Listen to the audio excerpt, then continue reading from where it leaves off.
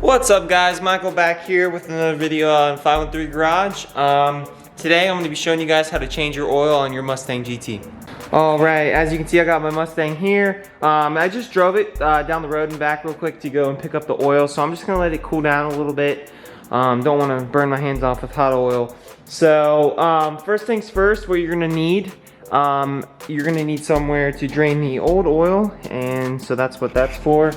And then you're gonna need oil, new oil. So I got the Royal Purple synthetic.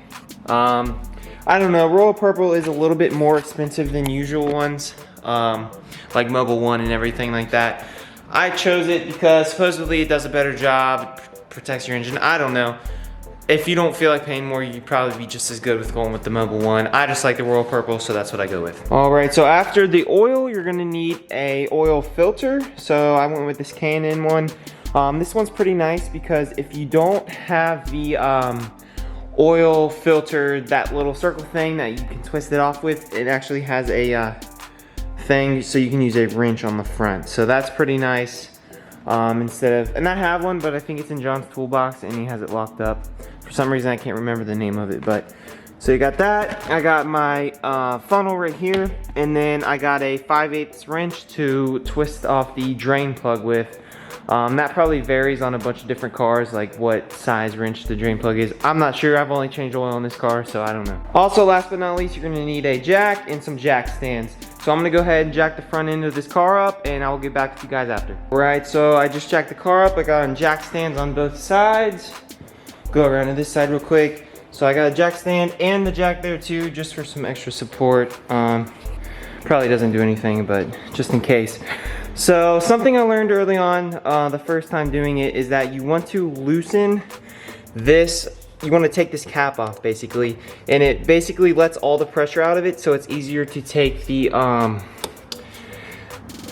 can I not remember? It's easier to take the drain plug off with all of the pressure out of there. So take that off and kind of just set that right there.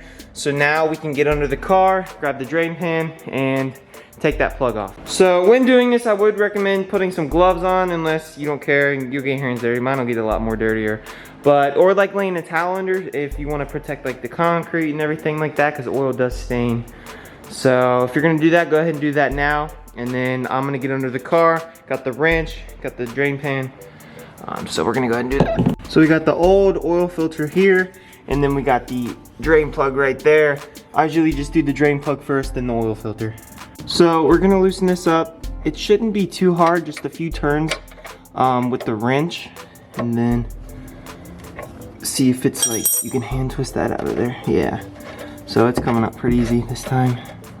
Move this up, just aim it, make sure it's going freely in there. I don't know if you guys can see, but. All right, so there it goes. So you just let it drain all the way, and then we'll take that oil filter off. All right, so I haven't done this in a while, and I forgot which size wrench to use, so I just watched a video. And on the video, the guy said 5/8, but I actually ended up using 11/16. See if I can get it to focus. I don't know if that helped you guys, but it's not 5/8, it's 11/16.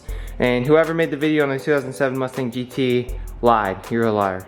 All right, just continue to let that all drain out. Then we're gonna get the filter off and then put the new oil in.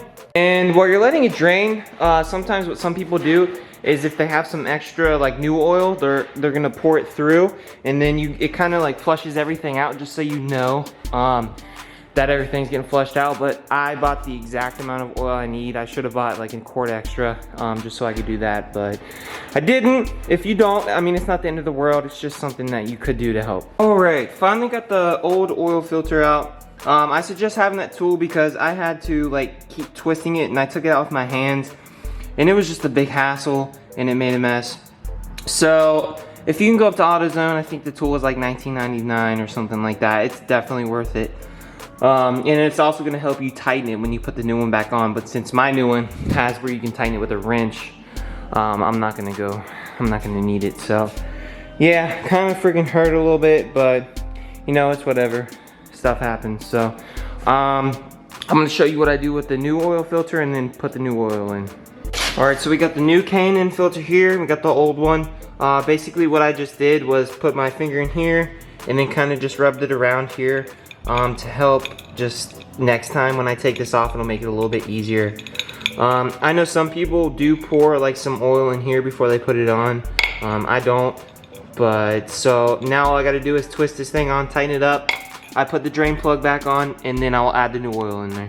All right, got the new oil filter in there.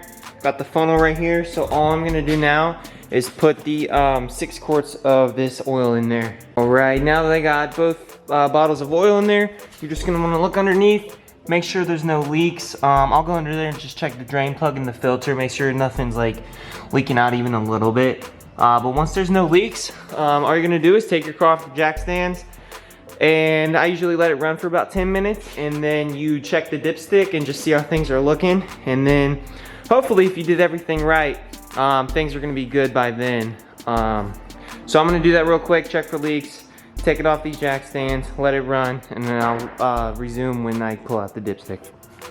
All right, just got it off the jack stands. One big thing before you start your car up, please make sure to put this oil cap back on. I've known a few guys that have forgot to put this on and started their car up, and that is not good. So please make sure to put that back on. Just make sure if you took your dipstick out, that's in. Make sure everything's looking good up here and ready to go. So for me, everything's good. Everything's lowered, so we're gonna start her up, and then probably back her out a little bit, clean up the mess that we made, and then check for leaks. All right, just check for any leaks. Everything's looking good. Everything under the hood is looking good. Everything's running fine. So that is probably gonna conclude this video.